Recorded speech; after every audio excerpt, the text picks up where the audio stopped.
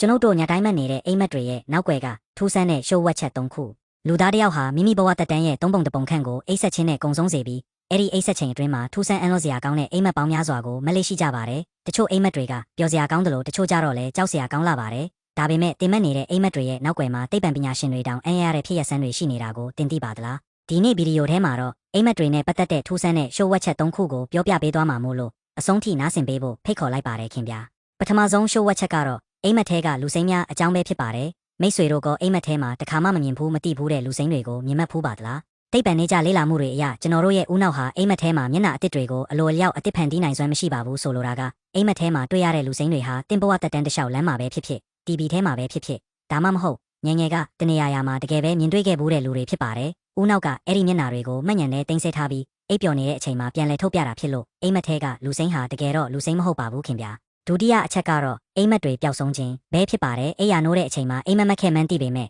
ဘာမှန်တေချာမမိတော့တာမျိုးကြုံဘူးကြမှာပါသူတေသနာပြုချက်တွေအရလူသားတွေဟာအိယာနိုးပြီးပထမဆုံး9မိနစ်အတွင်းမှာတင်မက်ခဲတဲ့အိမ်မက်ရဲ့90ရာခိုင်နှုန်းကိုချက်ချင်းမေ့သွားတတ်ကြပါတယ်10မိနစ်လောက်ကြာသွားရင်တော့အိမ်မက်ရဲ့90ရာခိုင်နှုန်းအထိမေ့လျော့သွားတတ်ကြပါတယ်ဘာလို့လဲဆိုတော့အိပ်ဆက်နေချိန်မှာမှတ်ညံကိုရေရှည်သိမ်းဆည်းပေးတဲ့ဦးနောက်ရဲ့အစိတ်အပိုင်းဟာအနားယူနေလို့ဖြစ်ပါတယ်ဒါကြောင့်အိမ်မက်ကိုမှတ်မိခြင်းရင်နိုးနိုးချင်းဖုံးထဲမှာအတန်သွင်းတာဒါမှမဟုတ်စာအုပ်ထဲချက်ချင်းချရေးမှာပဲရနိုင်ပါလိမ့်မယ်တတိယအချက်ကတော့အလွန်ထူးဆန်းတဲ့လူစိတ်ရဲ့စွမ်းအားအကြောင်းပါလူတော်များများဟာအိမ်မက်မက်နေစဉ်မှာအိမ်မက်မက်နေမှန်းမသိကြပါဘူးဒါပေမဲ့ကဘာပေါ်မှာအိမ်မက်မက်နေတော့ငါအခုအိမ်မက်မက်နေတာပဲဆိုပြီးကိုသိနေတဲ့ဖြစ်ရမျိုးရှိပါတယ်အဲ့ဒါကိုသိပ္ပံလို့ဒနောတချက်အင်းရန်တဲ့လို့ခေါ်ပါတယ်ဒီလိုအခြေအနေမျိုးမှာအချို့လူတွေဟာအိမ်မက်ထဲမှာဆုံးပြန်တယ်လို့ပြန်တန်းတာမျိုးတော့မဟုတ်မိမိသွားချင်တဲ့နေရာကိုစိတ်ကြိုက်ပြောင်းလဲတာမျိုးအထိအိမ်မက်ဇလန်းကိုစိတ်ကြိုက်ထိန်းချုပ်မောင်းနေနိုင်ကြပါတယ်ဒါဟာဦးနောက်ရဲ့နိုးကြားမှုစနစ်နဲ့အိပ်ဆက်မှုစနစ်တပြိုင်နက်အလုံးလောက်ရာကနေဖြစ်ပေါ်လာတဲ့ထူးခြားတဲ့ဖြစ်စဉ်တစ်ခုပဲဖြစ်ပါတယ်ကဲမိတ်ဆွေတို့ကအိမ်မက်ထဲမှာအိမ်မက်မက်နေမှန်းကိုသိပြီးစိတ်ကြိုက်လျှောက်လဲဖူးတဲ့အတွေ့အကြုံမျိုးရှိဘူးပါသလားခင်ဗျာဒါမှမဟုတ်အမြဲတမ်းမလေးရှိတဲ့ထူးထူးဆန်းဆန်းအိမ်မက်တွေရှိရင်လဲ